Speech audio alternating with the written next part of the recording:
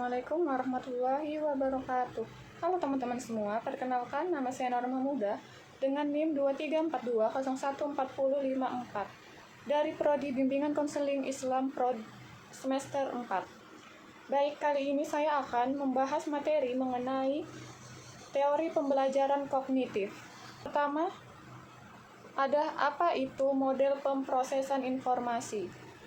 Jadi, model pemrosesan informasi adalah suatu kerangka teori yang digunakan untuk menjelaskan bagaimana individu memproses informasi dan membuat keputusan. Informasi terus-menerus masuk ke dalam pikiran kita melalui indera kita.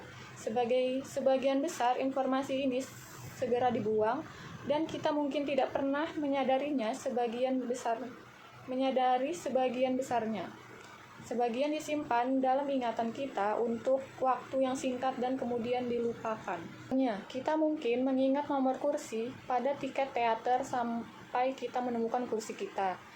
Dan pada saat itu kita akan melupakan nomor tersebut. Namun, sebagian informasi disimpan lebih lama, mungkin selama sisa hidup kita. Selanjutnya ada model pemrosesan informasi.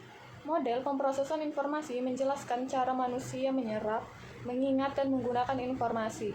Proses ini terdiri dari beberapa tahap. Yang pertama ada register sensorik. Komponen pertama dari sistem memori yang menerima informasi masuk dalam register sensorik.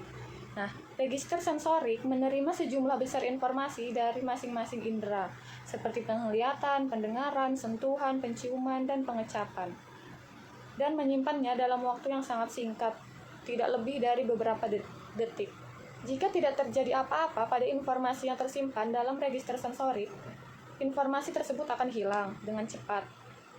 Faktanya, hanya sebagian kecil dari apa yang diterima indera kita yang diingat kembali. Bahkan untuk sesaat, karena apapun yang tidak kita perhatikan secara sadar kemungkinan besar akan hilang. Yang kedua ada memori kerja atau memori jangka pendek. Informasi yang dipersepsi dan diperhatikan seseorang ditransfer ke komponen kedua dari sistem memori. Memori kerja, sistem penyimpanan yang dapat menyimpan sejumlah informasi terbatas selama beberapa detik. Ini adalah bagian dari memori, tempat informasi yang sedang dipikirkan disimpan. Pikiran yang kita sadari saat ini disimpan dalam memori jangka pendek kita. Ketika kita berhenti memikirkan sesuatu, pikiran itu menghilang dari memori jangka pendek kita. Istilah lain untuk memori jangka pendek adalah memori kerja. Istilah ini menekankan bahwa aspek terpenting dalam memori jangka pendek bukanlah durasinya, tetapi fakta bahwa memori itu aktif.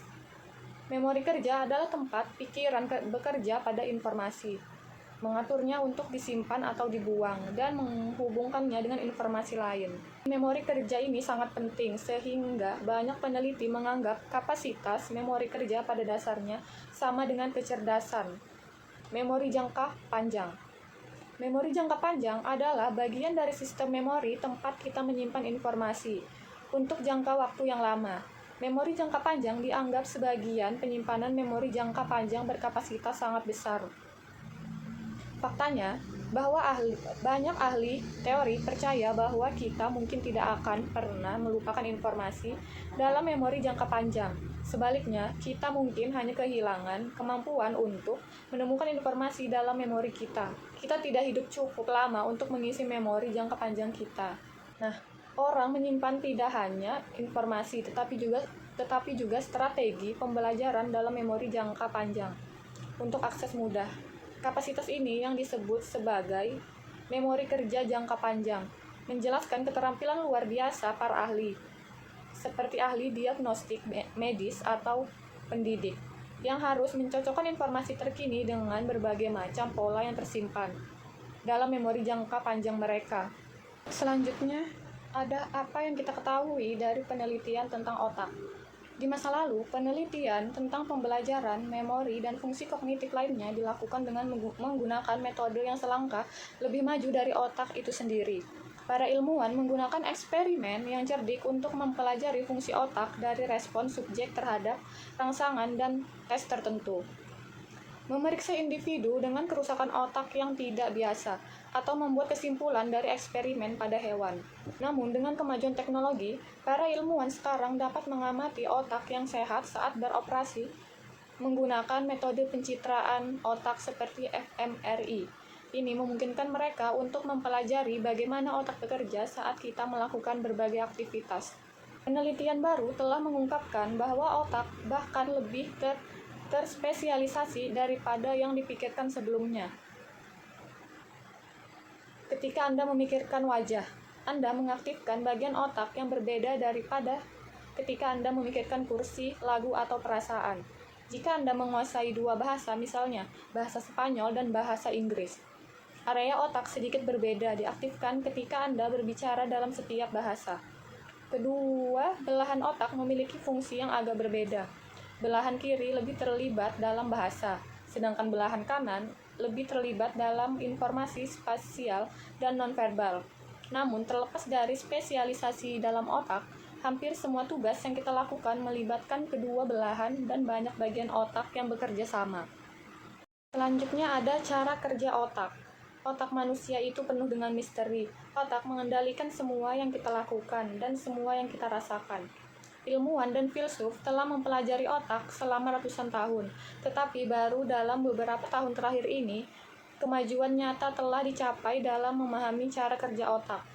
Dalam sistem saraf yang menyertainya, penelitian tentang otak masih jauh dari sekedar memberikan saran khusus bagi para pendidik untuk mengajar. Namun, kita memahami banyak hal tentang cara kerja otak dan kita belajar lebih banyak setiap tahun. Komponen terpenting dalam sistem saraf itu adalah neuron. Nah, neuron adalah sel yang panjang. Di salah satu ujungnya terdapat dendrit yang memiliki ribuan cabang kecil. Ruang antara cabang-cabang ini disebut sinapsis. Neuron menerima rangsangan dari lingkungan, menerjemahkannya menjadi impuls listrik, dan meneruskannya melalui sinapsis ke neuron lain atau ke otak. Otak menerima rangsangan dari semua neuron dalam tubuh dan memiliki banyak sekali koneksi di dalamnya. Otak tersebut tersusun menjadi dua belahan, seperti kacang kenari. Bagian-bagian otak memiliki fungsi khusus, tetapi hampir semua aktivitas otak melibatkannya. Otak manusia berevolusi dari dalam keluar. Batang otak adalah bagian otak yang mengendalikan fungsi paling dasar, yang umum bagi semua hewan. Misalnya, ia menjaga detak jantung, suhu tubuh, dan tekanan darah. Batang otak terkadang disebut otak reptil, karena ia melakukan apa yang dilakukan otak reptil. Lapisan berikutnya di atas batang otak adalah sistem limbik. Sistem ini memiliki 4 komponen penting. Talamus adalah tempat informasi dari indera, kecuali penciuman. Informasi itu kemudian diteruskan ke seluruh otak. Hipotalamus mengendalikan pelepasan hormon untuk menjaga keseimbangan tubuh. Ia mengendalikan fungsi-fungsi seperti tidur dan asupan makanan dan cairan. Selanjutnya ada perkembangan otak. Perkembangan otak dimulai sejak pembuahan. Dalam 4 minggu pertama masa gestasi, janin menumbuhkan 200 miliar neuron. Anehnya, pertumbuhan dan perkembangan otak awal tidak langsung, tetapi ditandai dengan pembentukan koneksi di antara neuron dan pengelupasan neuron yang tidak membentuk koneksi. Proses ini dipengaruhi oleh pengalaman. Misalnya, anak-anak yang tuli sejak lahir memiliki otak dengan perkembangan yang jauh lebih sedikit daripada anak-anak lain di area yang terkait dengan pendengaran dan jauh lebih banyak perkembangan di area yang terkait dengan penglihatan, sentuhan, dan sebagainya. Ada semakin banyak bukti bahwa anak-anak yang mengalami lingkungan yang sangat kekurangan, misalnya di mana mereka tidak diajak bicara atau disentuh, menderita kehilangan perkembangan otak jangka panjang. Sebagian besar peneliti percaya bahwa di sebagian besar area, otak tetap dapat beradaptasi sepanjang hidup, dalam arti bahwa terlibat dalam aktivitas yang memperkuat area otak tertentu dapat memiliki dampak yang bertahan lama pada fungsi otak. Baik, sedikit tadi pemaparan materi yang dapat saya sampaikan. Apabila terdapat kesalahan pada penjelasan saya, mohon dimaafkan. Sekian, wassalamualaikum warahmatullahi wabarakatuh. Terima kasih teman-teman.